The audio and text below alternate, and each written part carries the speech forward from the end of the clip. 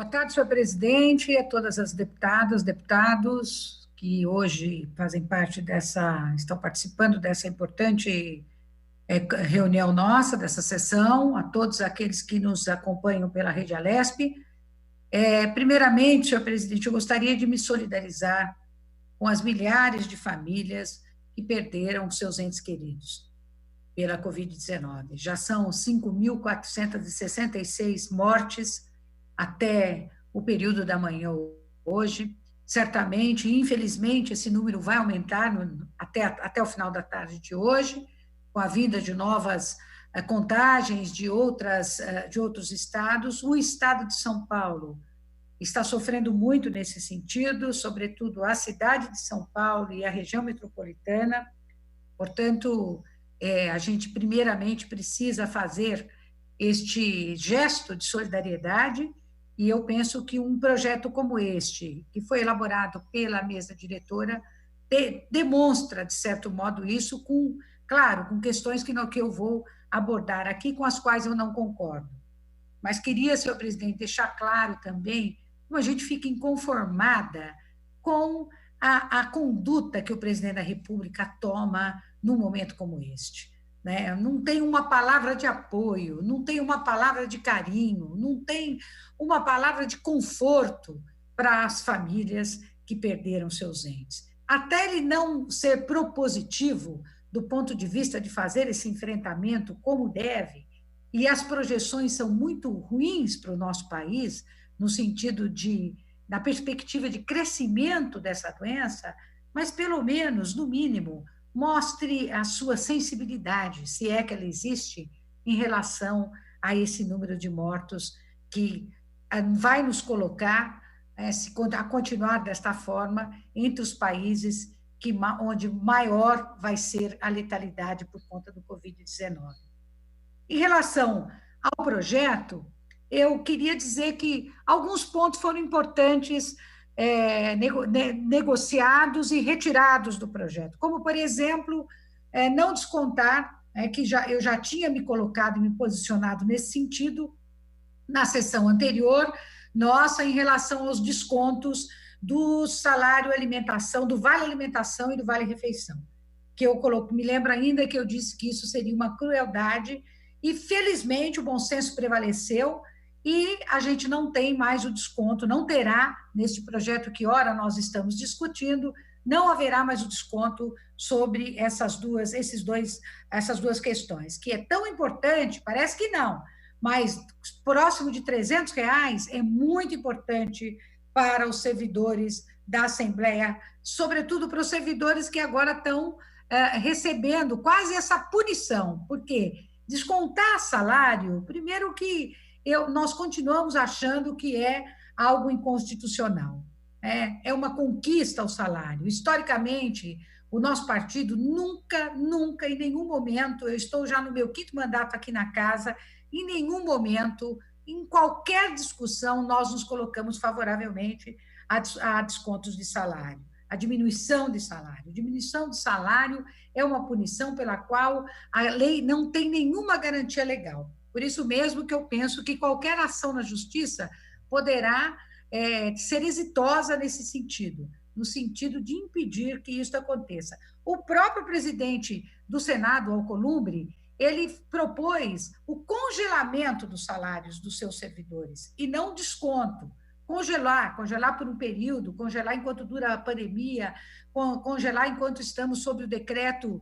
de calamidade pública, enfim, tem vários meios de se poder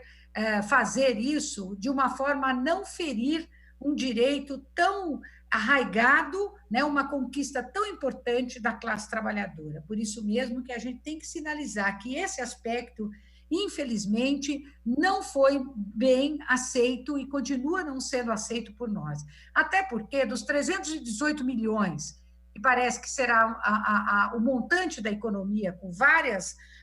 medidas que estão sendo discutidas agora, e esperamos que muitas delas sejam aprovadas,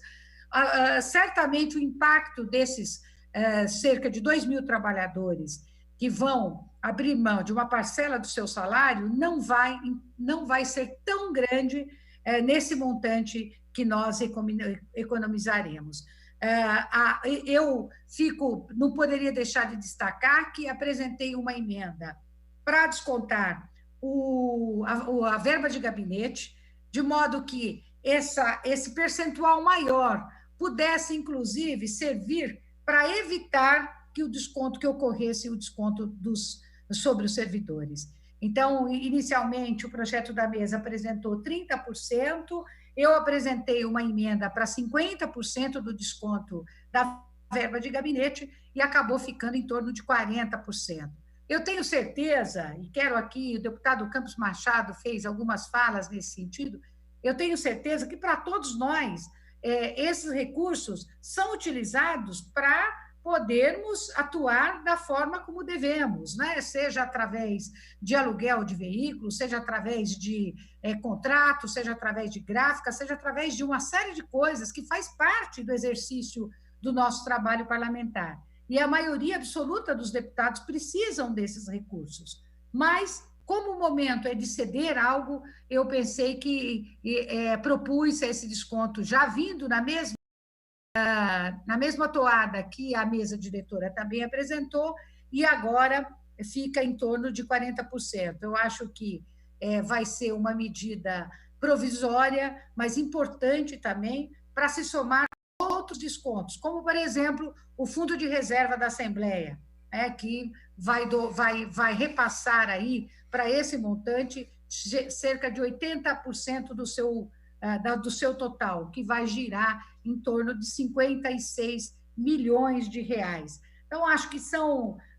iniciativas muito boas que vão mostrar que a Assembleia Legislativa de São Paulo, a principal Assembleia Legislativa da América Latina, está dando a sua contribuição neste momento de pandemia, neste momento onde nós vivemos não só uma crise de saúde, mas também uma crise social e uma crise econômica. E esta crise social e econômica, ela se abate principalmente sobre as camadas mais pobres da população, sobre as camadas mais vulnerabilizadas. Por isso mesmo que é importante uma das emendas que eu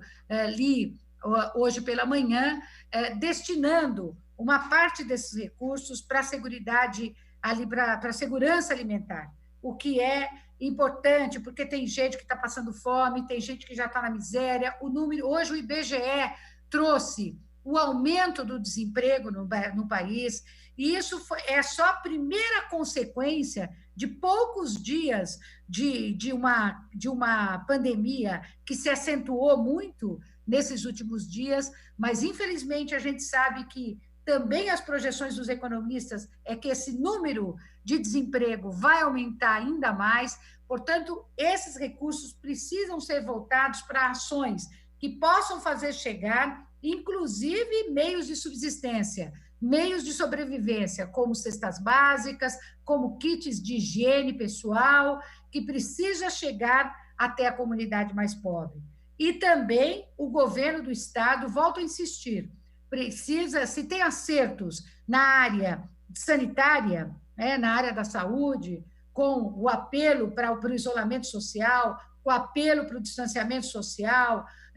falta uma ação mais efetiva no que diz respeito à promoção de linhas de crédito, de financiamento para o micro e pequeno empreendedor, para o pequeno produtor, para o pequeno empresário, para o pequeno comerciante, até para o médio, que está passando por momentos difíceis também. Então, nesse sentido, o governo do Estado precisa abrir os seus olhos para atender isso, senão esse número de desemprego, que nós acabamos de dizer, que já bate quase próximo da casa dos 13 milhões de desempregados, pode aumentar ainda mais. Sobretudo nesse estado, que é um estado que tem uma produção grande, que é um estado que tem uma economia forte, seja na indústria, seja, sobretudo, hoje em dia, atualmente, no setor de serviços, e mesmo na agricultura, como citou há pouco o deputado Paulo Fiorilo, em relação ao estímulo ao agricultor familiar e ao pequeno produtor, que também passa por enormes dificuldades. Então, essa destinação, ela é fundamental, ela é muito importante, mas, mais do que isso, é preciso fiscalizar, é preciso dar transparência para os gastos desses recursos. A gente tem que ter um relatório como a proposta do projeto está apresentando isso, um relatório mensal, detalhado, porque não adianta dizer muito superficialmente, nós precisamos, afinal de contas, nós estamos tirando isso também dos nossos subsídios, das verbas de gabinete, a dinheiro público, mas nós temos o direito de saber para onde vai qualquer centavo do dinheiro público, seja ele vindo dessas medidas que nós estamos tomando agora, seja ele vindo de outras formas para poder fazer o combate e o enfrentamento ao Covid-19. Eu não vou usar todo o meu tempo, mas eu queria aqui deixar também um pedido, senhor presidente, para que nós, nas semanas subsequentes, comecemos a cuidar de projetos de deputados. Certamente tem projetos aí que poderiam já estar em prática, se aprovados fossem, né, e ajudando, inclusive. Tem sugestões dos mais diferentes tipos para poder contribuir na redução da letalidade do Covid-19 e do número de infectados. Nesse sentido, a gente apela para que a Assembleia Legislativa, sobretudo a presidência da Casa, possa começar a pautar esses projetos, porque eles são muito importantes para toda a população do Estado de São Paulo. Por enquanto é isso, senhor presidente, também não vou usar todo o meu tempo de 15 minutos. Muito obrigada.